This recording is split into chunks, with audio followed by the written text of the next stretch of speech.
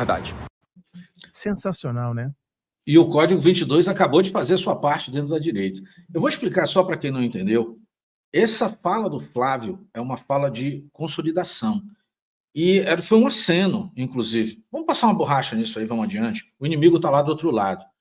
E a deputada Júlia Zanatta, aliás, um abraço para a Júlia Zanatta, fez um ato extraordinário. Ela abriu uma live hoje, viu, Fábio, com a própria Campagnolo, e deu essa oportunidade.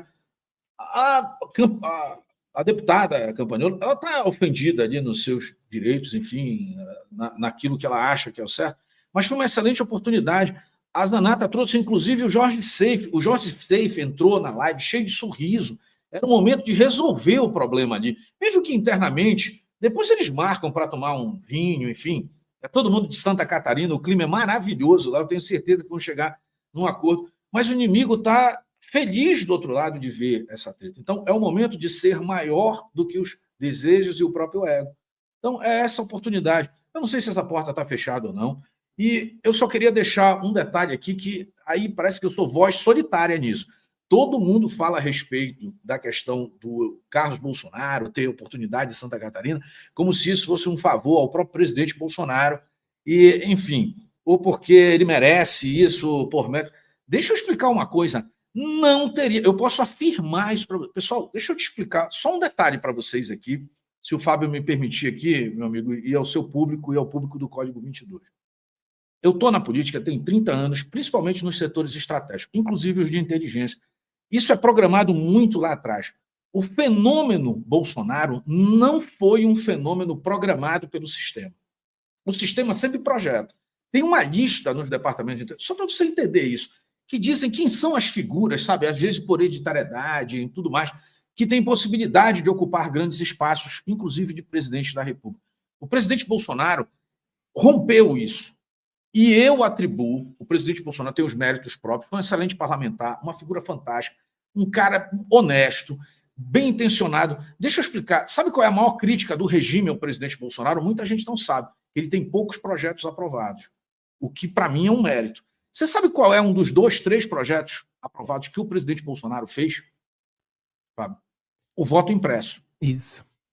Entendeu? Então, assim, é um cara bem intencionado antes dessa possibilidade de presidência. Só que tem um detalhe: o sistema tratava o presidente Bolsonaro como uma figura ali à margem do sistema. Ele não tinha espaço na Rede Bobo, nos grandes veículos de comunicação.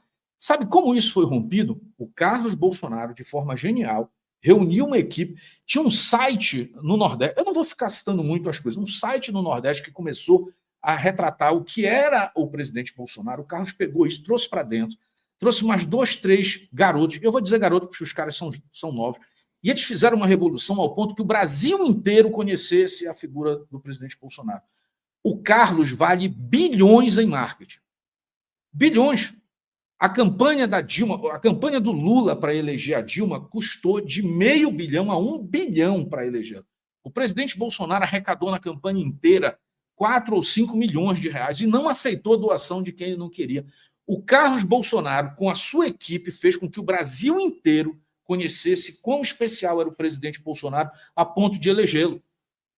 Então, assim, não há o que se levantar de voz, mas é porque o Carlos é assim, ele é mais tímido, ele não, talvez não seja tão, tem uma interlocução tão excelente quanto a do Flávio, tão político ou internacionalmente como o Eduardo. Meu amigo, eles são todos complementares, é aquilo que você falou. Você falou de bad cop e good cop, é muito mais do que isso, eles são complementares, os irmãos, a própria figura do próprio pai. Aliás, ainda tem a Michelle para complementar tudo isso com uma figura feminina desse contexto que falta também no Brasil, dentro da política. E aí vem uma pessoa com um projeto particular, não, olha, eu quero que peçam desculpa para mim. Eu vou dizer uma coisa, talvez até o Carlos em um ambiente particular ali, eu nem sei se vale ou não isso, eu acho que não tem problema.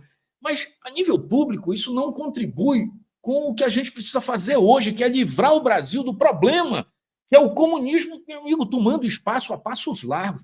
O mundo está caminhando para um processo que está, esse sim, planejado lá atrás, tá? De ruptura, inclusive com as possibilidades de um reset. O reset não é financeiro não, tá, pessoal? O reset é sempre a criação de um novo conflito a nível mundial para você mudar a estrutura, né, econômica do planeta.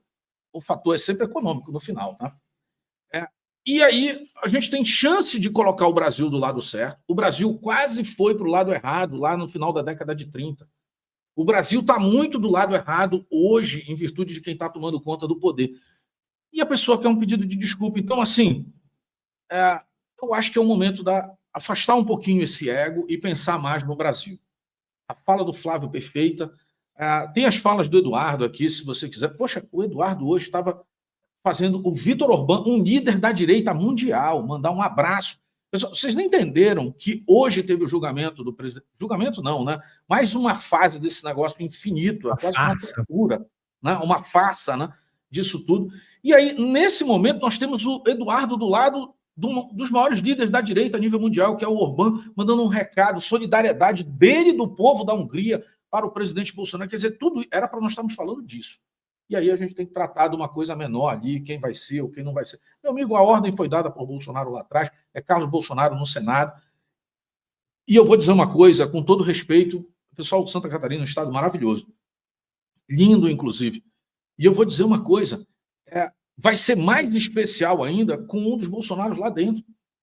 Imagina se Santa Catarina já é aquilo especial e já é conservador de direita. Imagina ter um Carlos Bolsonaro. Pessoal, quantas pessoas nós elegemos na última eleição que esse pessoal chega lá e estão tão estruturados. Sabe qual é o maior problema do Carlos Bolsonaro para o regime?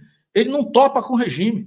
Os caras afastam ele porque ele luta pela autodefesa, ele luta, por exemplo, Santa Catarina, com certeza é um povo que, assim como eu, defende a questão dos CACs, da autodefesa. Ele é um cara que luta por isso, é um cara que luta pelas liberdades. Vai ser uma honra, talvez vai fazer mais do que muitos senadores que por lá passaram e falaram muito, mas na hora final só disseram o seguinte: deixa rolar. Com todo respeito. Sabiam porque presidiam a comissão de inteligência e disseram: deixa rolar. Pô, o que eu estou falando aqui eu nem podia falar, eu só estou dando a dica. Eu tenho certeza que o Carlos não teria essa postura lá no Senado. Ele não deixaria rolar. Ele não iria, com as informações de inteligência que ele tinha, deixar rolar. Ele ia brigar. Então, assim, é uma chance de nós termos pessoas mais fora, sabe? Uma energia nova. Trocar isso vai ser bom. É uma concessão que Santa Catarina faz a alguém que vem de fora? É. Mas é assim como São Paulo fez agora tendo Tarcísio. É assim como o Rio de Janeiro fez por Bolsonaro. Bolsonaro não é carioca, não, nem fluminense. É paulista. O Eduardo Bolsonaro. Não é paulista. Não, o presidente Bolsonaro. Sim, o Eduardo Bolsonaro também. Não, mas só para o pessoal entender, o presidente Bolsonaro é paulista e se elegeu 6 ou 7 vezes pelo estado do Rio de Janeiro. O Eduardo Bolsonaro se elegeu 2 ou 3 vezes pelo estado de São Paulo.